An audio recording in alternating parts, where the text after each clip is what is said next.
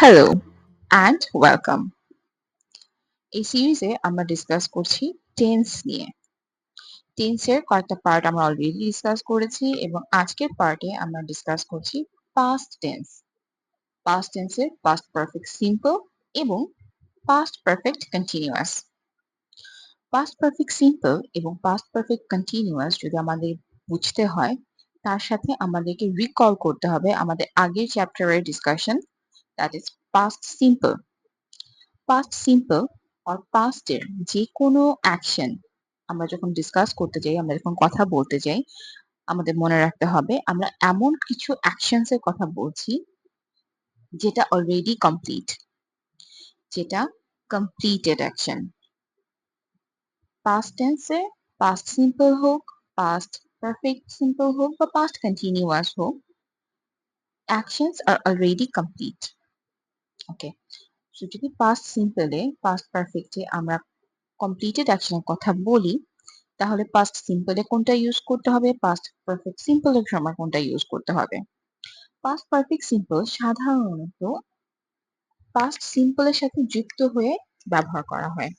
Past simple এবং past perfect simple আমরা একই সেন্টেন্সে ব্যবহার করি কিছু কানেক্টরস ইউজ করে, সামটাইমস কমা ইউজ করে, যখন আমরা কয়েকটা অ্যাকশনের কথা একসাথে বলার চেষ্টা করছি।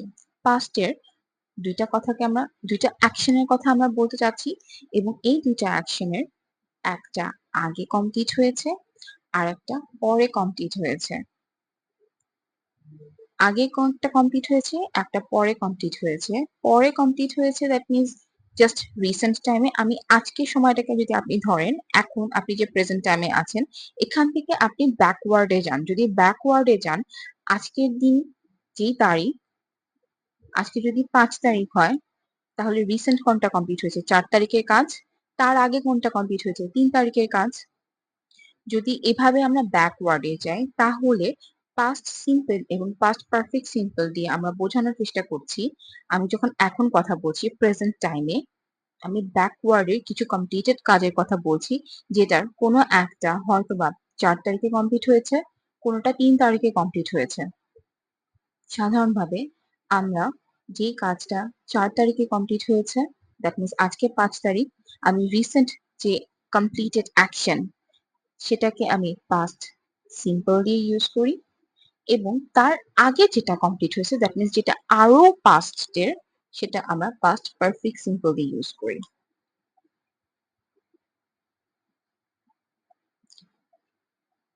পাস্ট এর দুইটা অ্যাকশনের কথা বলবো এবং এমন ভাবে বলবো যেখানে দুইটা কাজ, একটা আগে হয়েছে অন্যটা পরে হয়েছে, এবং কিছু কানেক্টরস দিয়ে আমরা এই কথাগুলোকে অ্যাড করতে পারি।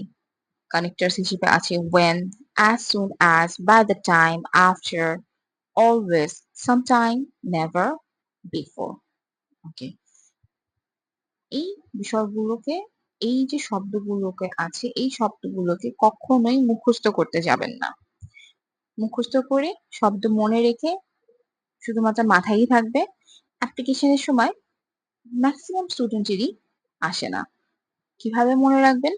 যখন আপনি প্র্যাকটিস করছেন, সেটা আপনার আইএলটিএস এর জন্য হোক বা আপনার যেকোনো এক্সামের জন্য হোক, আপনি যখন প্র্যাকটিস করছেন, সেটা ওরালি হোক বা রিটেন হোক, প্র্যাকটিসের সময় জিনিসগুলোকে, ওয়ার্ডগুলোকে দেখে নেবেন এবং অ্যাপ্লাই করবেন। একটা সেন্টেন্স যদি আপনি আজকে এই একটা দুইটা শব্দ দিয়ে তৈরি করেন, যখন আপনি প্র্যাকটিক্যালি ইউজ করতেছেন, অ্যাপ্লাই করতেছেন, একটা ওয়ার্ডকে অ্যাপ্লাই করেন, ওই একটা ওয়ার্ডই ফরএভার এর জন্য মাথায় থেকে যাবে।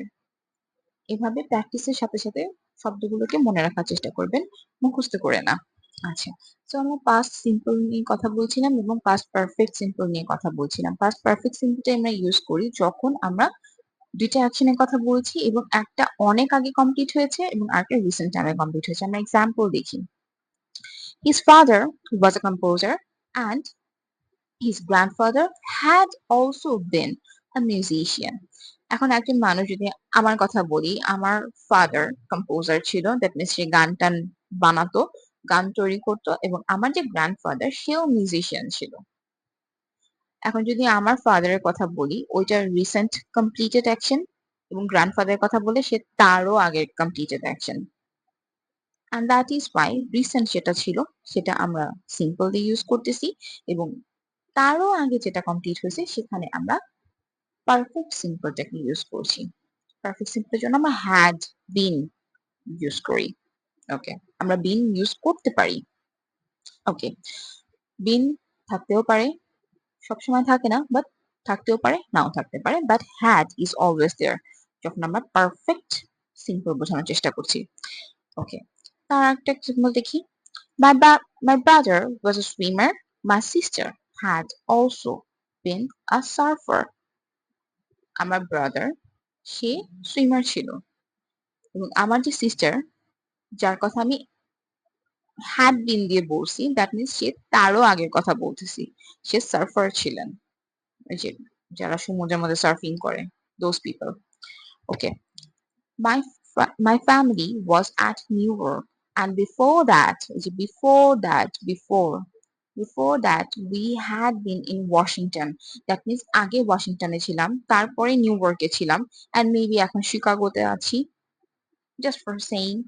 সো তিনটার সিরিয়ালটা দেখেন, সবার ফার্স্টে ছিলাম নিউ ইয়র্কে যেটা অনেক আগের কথা, আমরা পারফেক্ট সিম্পল ইউজ করতেছি। তারপরে ছিলাম নিউ ইয়র্কে যেটা পাস্টের কথা, যেটা কমপ্লিট হয়ে গেছে, we are using past simple. and এখন প্রেজেন্টে আমি জিনিসগুলোকে এক্সপ্লেইন করতেছি, যেখানে প্রেজেন্ট টাইমটাতে আমি নিউ ইয়র্কে নাই, আমি ওয়াশিংটনে নাই, আমি থার্ড কোন একটা প্লেসে আছি, and maybe that is Chicago as we said. When I was at my office, the guests had already arrived. এখানে আমরা been use করিনি, আমরা had arrived use করেছি। Arrived is the past participle of main verb. Okay. When I was at office, the guests had already arrived. That means আমি অফিসে ছিলাম।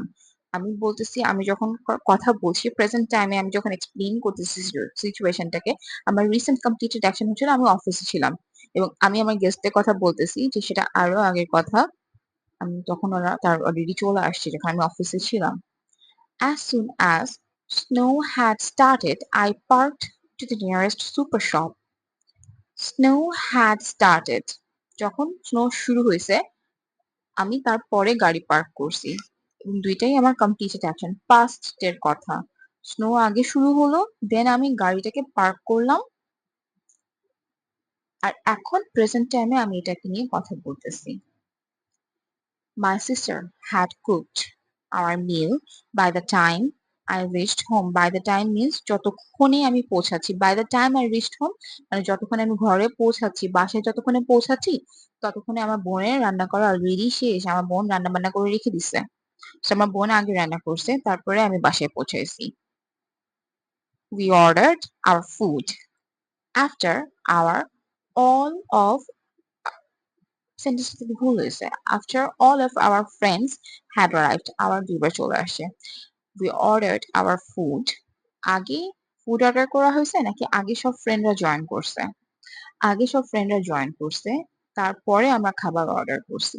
So আগে join করার কথা বলা হচ্ছে হ্যাড দিয়ে, পাস্ট পারফেক্ট সিম্পল দিয়ে আগের কথা বলা হচ্ছে, তারপরের কমপ্লিটেড অ্যাকশন ফুড অর্ডার করা। and at this moment, at the present time, I'm talking about the situation. এখানে আরেকটা দেখি, এখানে এই এক্সাম্পলটা একটু ডিফারেন্ট। কেন ডিফারেন্ট সেটা একটু দেখি। সেন্টেন্সটাতে কি বলা হয়েছে? I washed my dishes, I had cooked my meal. I washed my dishes, I had cooked my meal.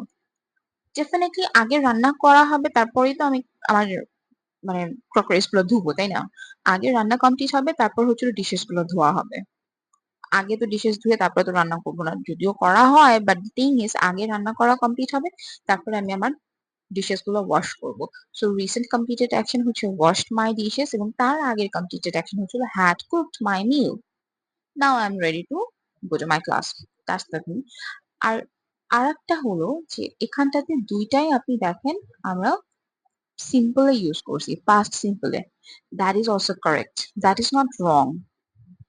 যেখানে আমরা ওয়াশ এবং হ্যাড কুকড ইউজ করছি, দ্যাট মিনস একটা সিম্পলে এবং একটা পারফেক্টে আমরা ইউজ করেছি। আমরা যদি চাই স্পিকিং এর ক্ষেত্রে অনেক সময় had cooked এর জায়গায় washed ও বলতে পারি। I cooked my meal, I washed my dishes. যখন এটা বলা হচ্ছে তখন বোঝা যায় যে আগে কুক করা হয়েছে তারপরে ওয়াশ করা হয়েছে। সিরিয়াল থেকে বোঝাচ্ছে। And then I'm going to my classes. So এই জায়গাটাতে জাস্ট এতটুকুই বোঝানোর চেষ্টা করলাম দ্যাট আপনি চাইলে দুইটাকেই সিম্পল এ রেখে করতে পারবেন। দুইটাকে সিম্পল রেখেই আপনি আপনার সেন্টেন্স মেক করেন, আপনি আপনার ওয়ার্ড স্পিচ ডেলিভার করতে পারেন। But better option is using had because that shows your capability over grammar. That means how much capable you are, how much your knowledge. So যখন আপনি IELTS এর speaking practice করতেছেন বা speaking এর জন্য try করতেছেন তখন ট্রাই করেন পাস্টের ভ্যারাইটি ইউজ করার জন্য using past simple and past perfect simple at one sentences so that that reflects your grammatical range. Okay, so যে ডিসকাশনটা আমরা কমপ্লিট করলাম সেখান থেকে আমরা যেটা পেলাম দ্যাট ইজ একটা সেন্টেন্সে যখন আমরা দুইটা অ্যাকশনের কথা বলছি দুইটা অ্যাকশনের মধ্যে থেকে একটা যেটা আগে হয়েছে সেটার জন্য আমরা পাস্ট পারফেক্ট ইউজ করতেছি এবং যেটা পরে হয়েছে সেটার জন্য আমরা পাস্ট সিম্পল ইউজ করতেছি, কিন্তু দুইটা অ্যাকশনই কমপ্লিটেড অ্যাকশন এবং দুইটা অ্যাকশনই আমাদের পাস্টের অ্যাকশন। এখন আমরা যেটা দেখবো সেটা হলো পাস্ট পারফেক্ট সিম্পল। আর এখন আমরা দেখবো past perfect continuous tense. Past perfect continuous tense is really easy. এখানে বোঝার জন্য জাস্ট দুইটা জিনিস আছে, দুইটা শব্দকে একটু ক্লিয়ারলি বুঝে নিতে হবে। একটা হলো ফর আর একটা সিন্স। আর পাস্ট পারফেক্ট কন্টিনিউয়াসটা কখন ইউজ করব? খুবই সহজ জিনিসটা, সেটা হলো যে আমরা কতক্ষণ ধরে একটা কাজ করছি। খুবই সহজ একটা জিনিস। পাস্ট পারফেক্ট সিম্পল কতক্ষণ ধরে আমরা কাজটা করছি, কাজের ডিউরেশনটা বোঝানোর চেষ্টা করতেছি অথবা কাজটা কখন শুরু করছি সেটা বোঝানোর চেষ্টা করছি, তখন আমরা পাস্ট পারফেক্ট সিম্পল ইউজ করবো। It's very easy. এক্সাম্পল দেখি, এক্সাম্পল দেখলে একদম ক্লিয়ার হয়ে যাবে। I had been writing. Had been টা তো আমাদের past perfect এর স্ট্রাকচারের মধ্যে, এবং ওয়েটিংটা কেন হলো? বিকজ এটা কন্টিনিউয়াস বলছি, কন্টিনিউয়াস যখনই থাকবে তখনই আমাদের ভার্বের সাথে আইএনজি তো থাকবেই। সো I had been এই কথাটা আমরা সবসময় মনে রাখবো যে আমরা যখনই পাস্ট ইউজ করতেছি পাস্ট পারফেক্ট, পারফেক্টের জন্য হ্যাভ ভার্ব, পাস্ট পারফেক্টের জন্য হ্যাভ ভার্বটা ইউজ করতেছি পারফেক্টের জন্য, এবং হ্যাডটা ইউজ করতেছি যেটা পাস্ট ফর্মে সেটা পাস্ট পারফেক্টের জন্য বিকজ এটা পাস্ট টেন্স। আর ওয়েটিংটা আইএনজি কেন ইউজ করলাম? বিকজ এটা continuous tense. So this is our structure. I had been ভার্বের সাথে ING. I had been waiting for the bus to arrive. বাসটা আসার জন্য আমি ওয়েট করতেছি ফর 20 মিনিটস। 20 মিনিট ধরে অপেক্ষা করছি। ফর 20 মিনিটস 20 মিনিট ধরে অপেক্ষা করছি। My mother had been baking. Baking means যে oven baked যে পুরগুলো থাকে, cake and everything. Cake, biscuits, cookies, this type of things. Baking. My mother had been cooking. Had been is the past form structure, past perfect structure. And baking because continuous tense. Since she was 17 years old. Since she was 17 years old. তার যখন 17 বছর বয়স ছিল তখন থেকে সে baking করতেছে। তখন থেকে দ্যাট মিন্স স্টার্টিং টাইমটাকে আমি বোঝানোর চেষ্টা করতেছি। এই দুইটা এক্সাম্পল যদি ক্লিয়ার নাও হয়, লাস্টে যে দুইটা এক্সাম্পল আছে এই দুইটা এক্সাম্পল দিয়ে একদম ক্লিয়ার হয়ে যাবে। দুইটা sentence. My brother had been working on his assignment. একদম ঠিকঠাক সমান যা ছিল তাই দুইটা সেন্টেন্সের মধ্যে সেম অ্যাজ ইট ইজ। একটা বলছি ফর 3 ডেজ আর একটা বললাম সিন্স ফ্রাইডে। ফর 3 ডেজ 3 দিন ধরে সে অ্যাসাইনমেন্টের উপর কাজ করতেছে। সিন্স ফ্রাইডে থেকে সে অ্যাসাইনমেন্টের উপর কাজ করতেছে। কতক্ষণ ধরে কাজ করতেছে আমরা সেটা বুঝালাম। পাস্ট পারফেক্ট সিম্পল বলছি। Past perfect continuous. Past perfect continuous এর জন্য আমরা বোঝানোর চেষ্টা করি যে কতক্ষণ ধরে কাজটা পাস্টে কতক্ষণ ধরে কাজটা হইছে, যেহেতু পাস্টের কথা দ্যাট মিন্স এটা হয়ে গেছে অলরেডি, কতক্ষণ ধরে সে কাজ করছে। একটাতে বলছি 3 ডেজ ধরে কাজ করছে আর একটাতে বলছি ফ্রাইডে থেকে কাজ করছে। ফর মিন্স আপনি ডিউরেশনটাকে বুঝাচ্ছেন কতক্ষণ ধরে। সিন্স মিন্স আপনি স্টার্টিং পয়েন্টটাকে মেনশন করছেন। কন্টিনিউয়াস যেটা পাস্ট পারফেক্ট কন্টিনিউয়াস বিষয়টা এতটুকুই। সো আমরা আজকে দেখলাম কোনটা আমরা আজকে দেখলাম past perfect simple and past perfect continuous.